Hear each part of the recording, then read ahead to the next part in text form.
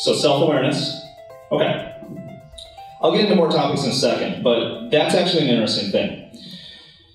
Two things I want to talk about on that in understanding the personal brand is, if you go into social media and you go into your branding, you're going to want to figure out some kind of plan first, right? And if you've already started, that's fine. But having some kind of unique branding or plan to what you're doing is important, and that comes into self-awareness, right? You need to know what's the one thing that you do. You don't want to be everything to everyone at all times. What is the one thing that really makes you unique, and how do you get yourself out there? Because, and here's the importance of it. So, when you used to be able to apply for jobs, what was it? You wrote a letter, you sent in a resume, right? Now, you can fill out 1,000 job applications in one day without wearing pants, right? That's the beauty of social media. But it's become easier, right? So now it's become easier for everybody. Social media, the same thing. You have more opportunities than ever to get yourself noticed, but you have more competition than ever to get yourself noticed. So what does that happen? It means that you have to be a little bit more of an extrovert online. That's kind of the point of everything I do, is I'm not generally an extrovert. I'm not the most talkative person ever, but I've just kind of realized and noticed this is what you have to do to kind of be successful. So what that does is, so if you know then that you have to be more out there when you're talking and getting yourself out there, so then that dictates your strategy, right? So then you have to focus on this one thing that you really do well. And for me, and it has to naturally fit with your comfort zone, right? So for me, I wanted to be a little more humorous in what I did, but I looked at the space I was in, and you look at a lot of the people who talk in social media, and by the way, there's 280,000 people who self-identify themselves as a social media guru. That's a lot of people. How the hell do you get yourself differentiated from that group, right? Well, then you have to do different things, right? And I looked in the space, and a lot of it was selling. It was, okay, I'm going to help you do this, and I'm going to help you build this page, and I'm going to help you do this. And I cared very little about the tools. What I cared about was, how do you develop relationships? How do you build a bigger network? Because eventually, perception becomes reality. Your network becomes your resume. Your network becomes all these things. So it's a lot of what I focused on. But if you're being self-aware again, you're saying to yourself, okay, what is the one thing that I really do well? So for me, I was a great connector of dots. I could get in there and I could do really timely content. So I focused on what the top 10 trending hashtags were on multiple platforms, and always made sure I had some kind of comment to get into those. And that was really helpful in my branding, but it was also, it was natural to me. The other thing about being self-aware is, whatever your strategy is from a personal standpoint, and I'll get to brand stuff too in a second, but from a personal standpoint, it has to fit at the core of what you're doing. And if what you're doing doesn't, you're going to stop doing it at some point. Because when times get tough, you revert back to who you really are, what you really want to be doing, right? So if if you're naturally funny, or if you naturally want to do this, whatever way you want to do it, you have to stick to that. You have to do something that you want to be consistent with, because the biggest key to social media is consistency. It's being able to do the same thing over and over again so people come and expect it. It's not dissimilar from network programming, where you constantly know that a show's going to be on at 8 p.m., you're probably going to keep tuning in. That's a weird example to use when we all just binge watch Netflix, right? Because I mentioned earlier that I might lose my voice because I was yelling at Making Murderer, but that's really the genesis of it. But understanding your audience, so being self-aware, I looked at my audience and I looked at a lot of people who were very serious, who were doing white papers, who were doing a lot of kind of standard stuff. They're doing webinars, and I looked at it and went, okay, I'm going to fly in the opposite direction. And when I work with clients, that's the exact same thing. If you work with a car company and every car company is serious, fly in the opposite direction. That's why there's a space for everybody. And so think of yourself as you'll be marketing a brand, in the sense that you want to be able to kind of differentiate. And that's a very big key. Differentiate and figure out what you can do consistently to kind of program and keep people buying in. I've used that topic to kind of go around and around with it, obviously, but if you understand that, and then you get into the core of things, yes, farm out what you don't really do well, because your clients, now if we get to a client side, so I've gone on the personal side, if we get to a client side, when I first started, if I had done everything all at once, I'd be going up against Edelman or Shandwick, really large companies with 500 million booking. You're going to tell me that a 27-year-old is going to be able to go in there and outdo the business of them? No, it's never going to happen. So what I did, much like you'd see with a social company where you had Facebook and you had Twitter, you can't build another one right now. They're too far entrenched, right? It's the same thing I've felt with competitions. There's no way I was going to do that. So you become Instagram, you become Vine, you become Snapchat. You do one thing really, really well, and then you become more collaborative. And here's the other thing about self-awareness in 2016 now. You have to be more collaborative in your strategy, especially if you're being self-aware like that. If you're not trying to do everything, you're not trying to do the GE model, you have to look at those firms not as competition, but as collaborators. So I work with Shandwick. I work with these other companies on ideas, and they'll farm me out to do brand ambassador work, they'll farm me out to do digital stuff. So I get to work on bigger projects with them, but they also get to provide value. And that's the biggest thing right now to me in 2016 and how we evolved is we now are all pretty comfortable being online and we're pretty comfortable networking. But it's now how well do you connect dots, how well do you get people to the table, and that's really the most important thing to me about social media. It's not, I don't care how many likes you get, retweets you get, how many your stats. At the end of the day, have you moved the ball forward? Have you done something that pushes what you're trying to do or your company trying to do forward every day? Do you make a contact? Do you do something? And that's kind of the whole point of networking. You mentioned personal branding, right? I'm a huge proponent of it. I didn't just wake up one day and I got to write for the Washington Times or Mashable. There's a little bit of a process to it, and this is kind of the part I want to share when it gets into personal branding, is that this is really easy to duplicate, and I probably shouldn't even be telling you, to be honest with you, because now I'm just going to create like another 75 people who can do the exact same thing that I did. But it's fine, it's out there. So what I did in the process is I started writing for a couple really small blogs, but I didn't create my own blog. Because I thought about it this way. When I first started on Twitter like 4 years ago, I had 100 followers. If I put out a blog to 100 followers, how many people are going to read it? 1, 2, 3, maybe. My mom would be at least 2 of the views. She'd just keep clicking. She's like, I'm doing this for you. I'm doing this for you. While she's watching The View. So I started writing for these blogs, but these well-known blogs. I went up to Yuri Callis and Gary Vaynerchuk and Brent Solis and a lot of these people, and I said, look, you're getting paid for views. I like to write. I've got free content for you. You want to throw it up there and see what happens? And they're like, okay. Because think about it. They're getting paid off. What's the worst thing that can happen? So, I mean, you obviously vet my content and make sure I'm not talking about something crazy. And then I got it out there.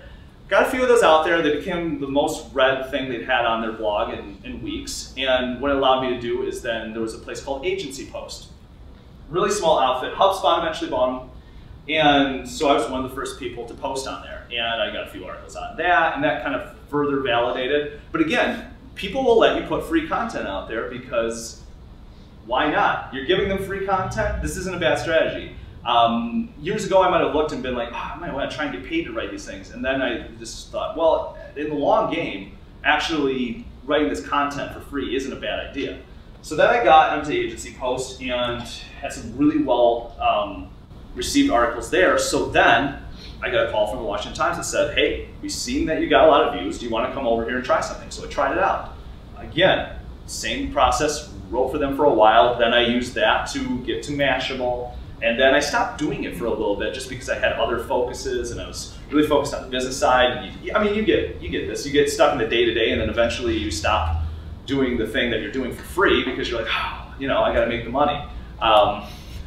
But when I got back into it, so then I was writing for Yahoo, I was writing for Fox Business. I was just trying to get as many of them out there so that at some point I could kind of write for even bigger publications.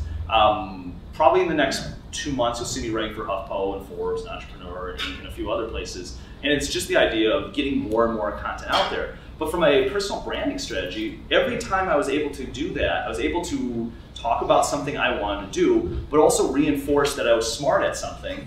and that I had good ideas, and that it wasn't me saying I had good ideas, but those ideas were being reinforced by some other place. And I think that's incredibly valuable in your strategy is, do you have somebody else or some other place saying, you know, or saying good things about you or validating what you're doing? Because that's incredibly critical, because we get back to, there's 280,000 people who self-identify as a social media guru. There's, how many burger places in America say they have the best burger, right? But we have one right here, right? But why do we think it's the best burger in America? Because GQ said it's the best burger in America, right? That's a validation. We feel a little bit more comfortable about that. If it just says best burgers ever, we go, oh, okay, because we're American. And this is a weird ideal, because internationally this doesn't play as well, because when you say best burger, they look at you and they go, well, how do you know that? Is it really the best burger? And we're kind of conditioned, right, to think every place is gonna say they have the best pizza, the best burger. If you listen to any telecom commercial, it's always like, we've got the best network. We've got the best network. Somebody does not have the best network. I'm telling you right now, somebody does not have the best network, and it's probably T-Mobile.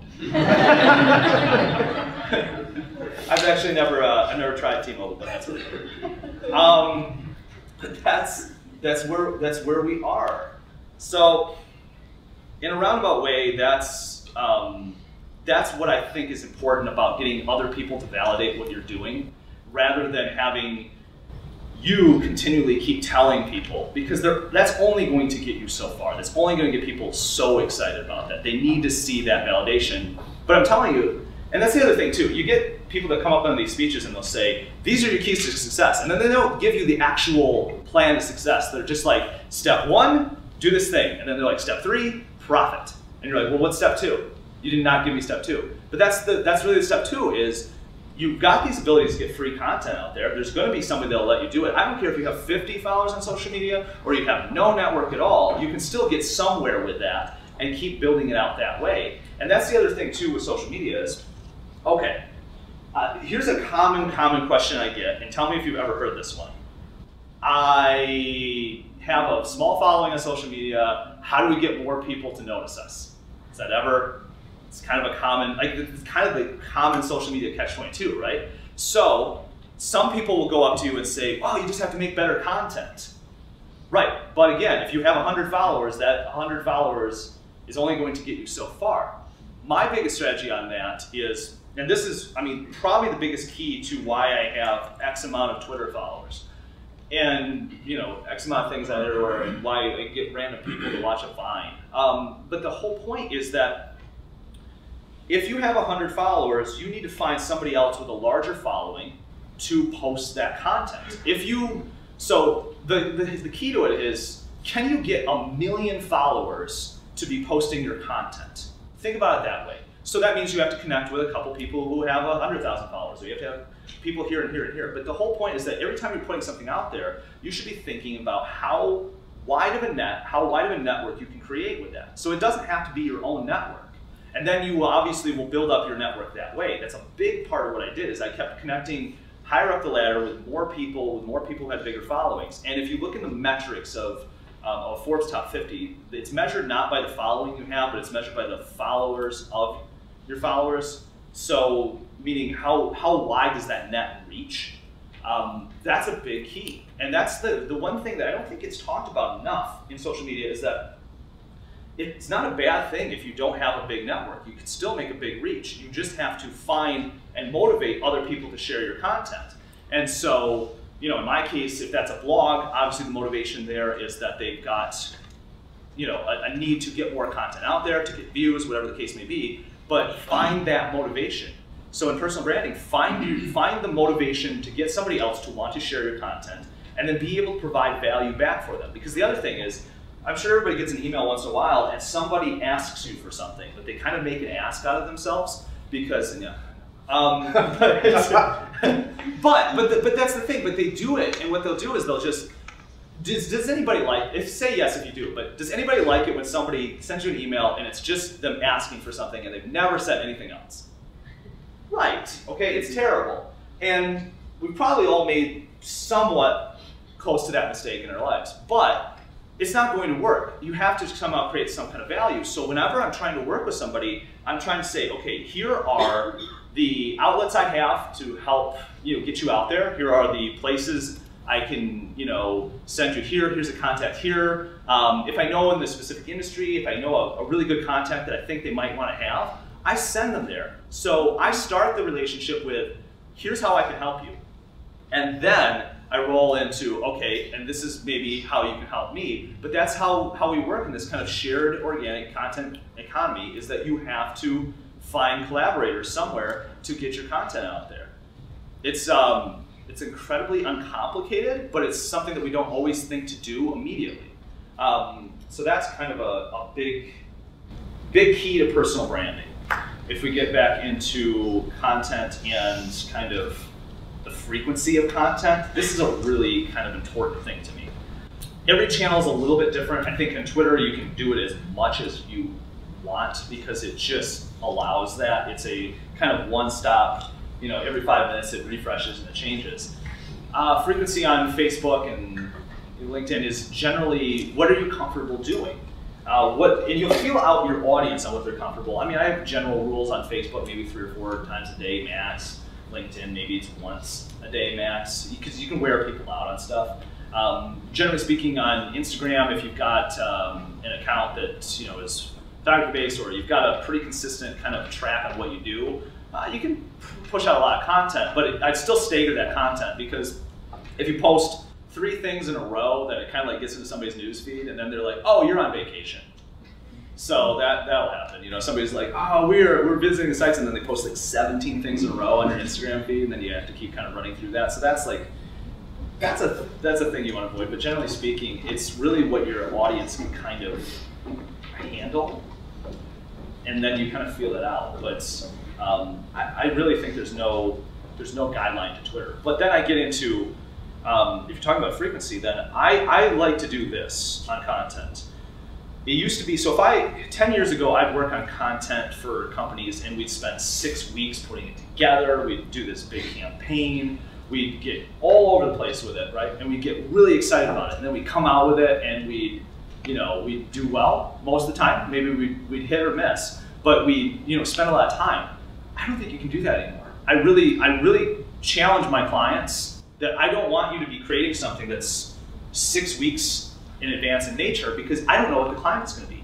I think it's way more important to create content in advance. And you can create content in advance knowing, I know on Twitter, there's a Monday motivation that's going to trend. I know that there's certain things that are going to trend. I know there's things on Instagram. There's consistent things that will trend a lot of the time. But then also attaching yourself to the current conversation. I'd much rather create content that I can somehow assimilate into the conversation that's happening in those 5 minutes than I would try and hope I hit the mark in something that I've created for 6 weeks. There's obviously a place still for long form content,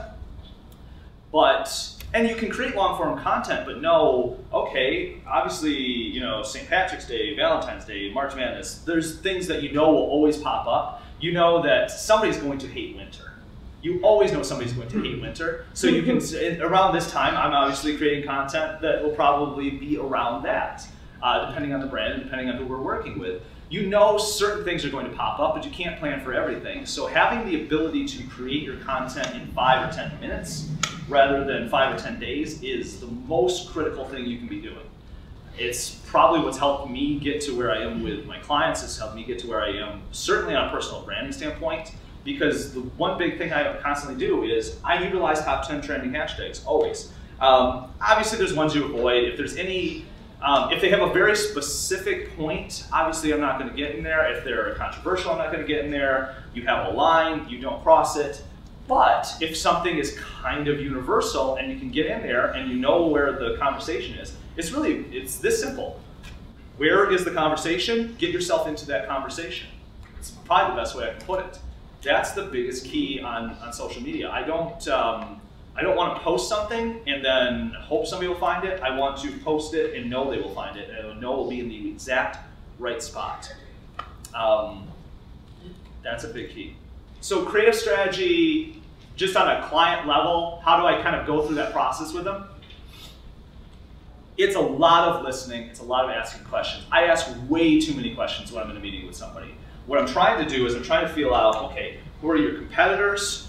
What is the general landscape? Because I'm not so concerned at the beginning with a client on what you do. I'm concerned with what else is out there and how do I position you.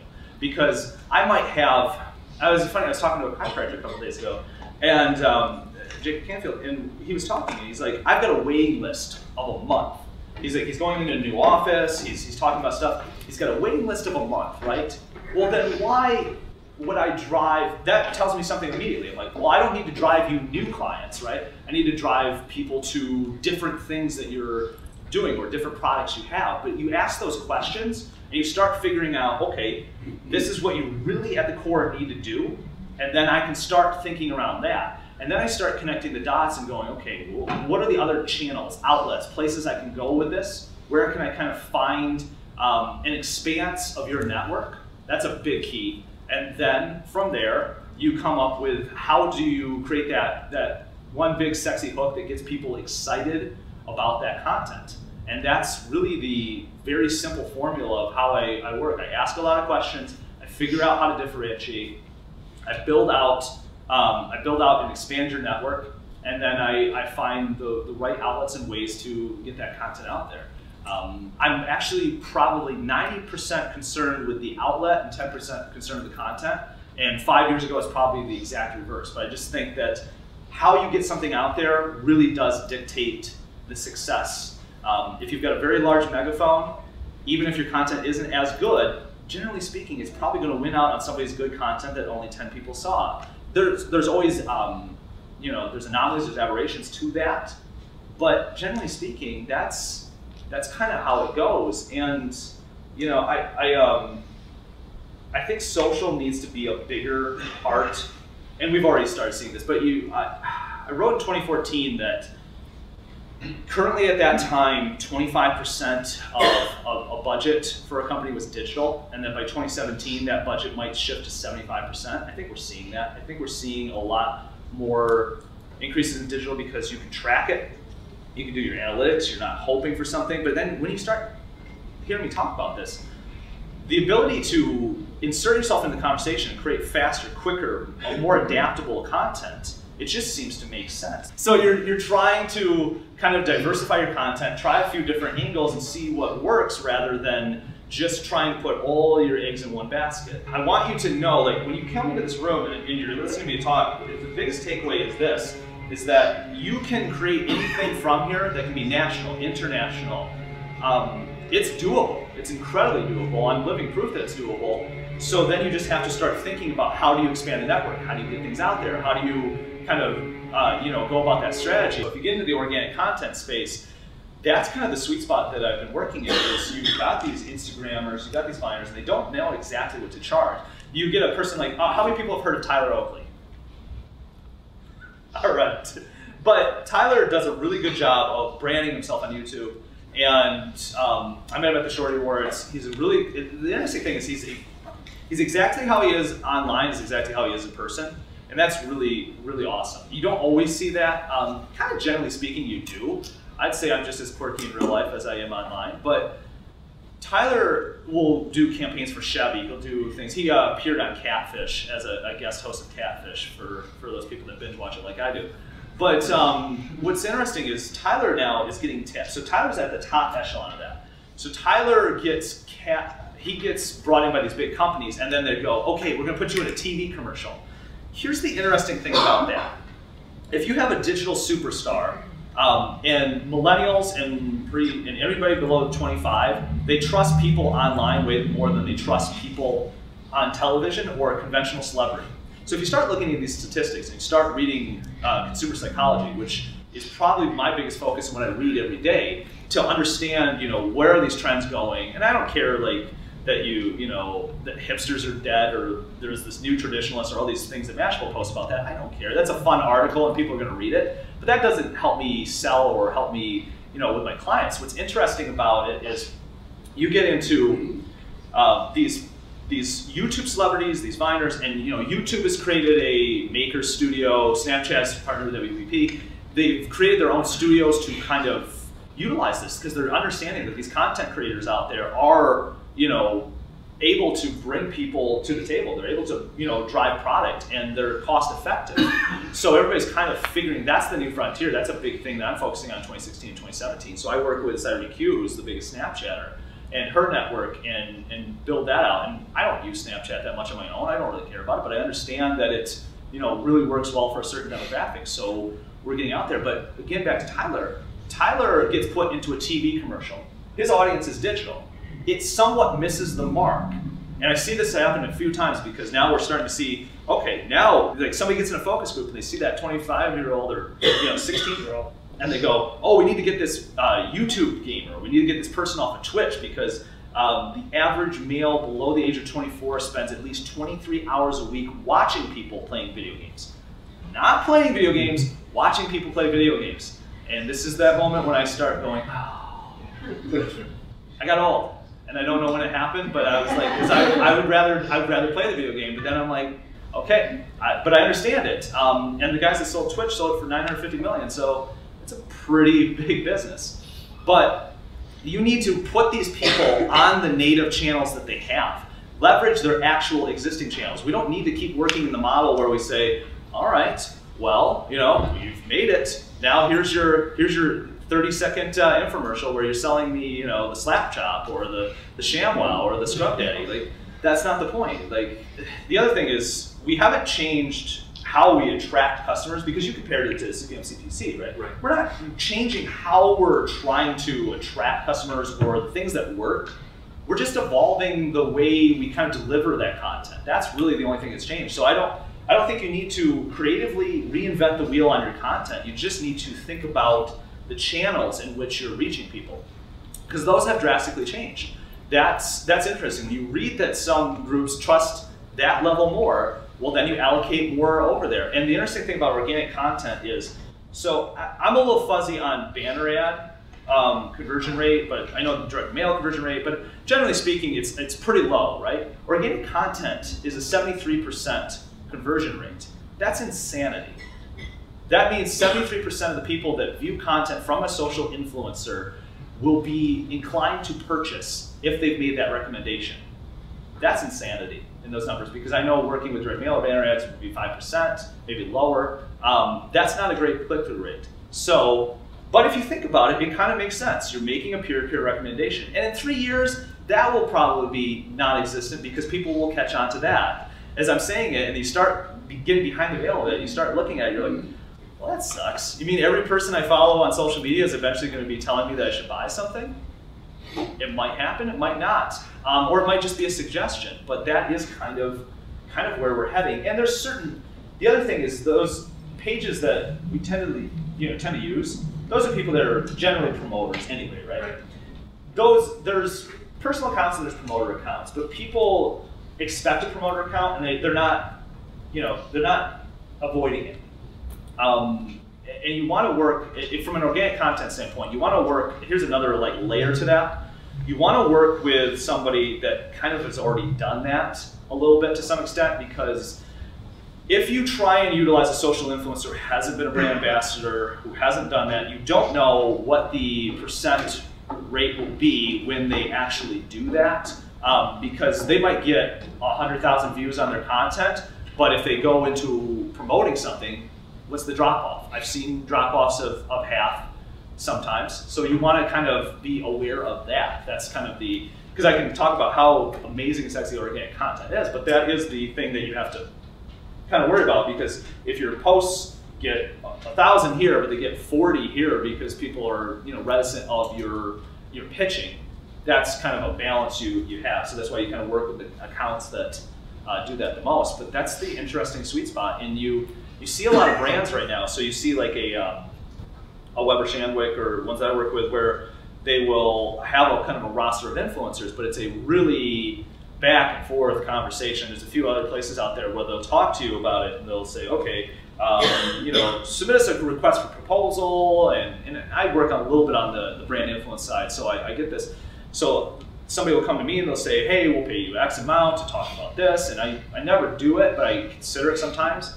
But I never do it because it's a long process. It takes a couple weeks. And again, we're missing the mark there because content doesn't allow you to take a couple weeks. Content needs you to do this in 10, 15 minutes. Content needs you to, attach on something. I think the biggest way you make something quote unquote viral, which I've come to actually accept that term more and more, because I used to get mad at it because I used to think people were just like, anytime you made that, oh, you got 5 million YouTube views? Oh, that was an accident. I'm like, no, that is a very specific thing where you talk to Mashable, you talk to Guardian, you talk to all these places, you get them to post the content all at the same time. Because there's another thing too about if you're utilizing a network, and I know I'm going a little roundabout here, but this is really key. If you're utilizing a network to post your stuff out, you want them to kind of do that in a tight window. Not all at the same moment, but a tight, like 10, 15 hour window. Because if you see, I mean, this is kind of perception, right? If you see 40 people, all with some influence, all posting about the same thing, you automatically think it's kind of a big deal, right? I mean, the only reason I started watching Making a Murderer is because I saw everybody on my Facebook feed going, that's the worst thing I've ever seen, I'm so mad at these people. And I'm like, I'm not gonna get mad at this. And then I just like wake up in a dead sweat in the middle of the night going, oh, Wisconsin, what are you doing? That's, but that's, we look at our news feeds, we see this stuff. So if you can flood that with influencers, I remember in 2010, the Washington Post created a group of 20 people that they deemed social influencers, and they said, we will create this kind of group that will get content out there. And it worked. And the interesting thing is that hasn't changed in 6 years. It's that if you have the right people posting your content at the right time, it will go as far as you want it to go. It's just as far as you want to expand that network. So again, the biggest challenge is find the bigger network rather than finding the better content. Because I think the one sounds way easier than the other. And I mean, the point is how I've gotten to where I've gotten is I've just built up a larger network. So now it becomes very easy for me to just leverage that network. Hopefully I've kind of talked about enough things that will try and get you thinking about something through the day. That's my goal, is I want you to kind of start thinking differently. Again, thank you for having me. I hope this was fun. I hope it was informative. For all the visual learners out there, I apologize that I had no slides. That is intentional, even though it looks unprepared, but I think it's good to kind of have a conversation and get it this way. I've just kind of learned over time giving speeches that it's a little more fun that way. And thank you again.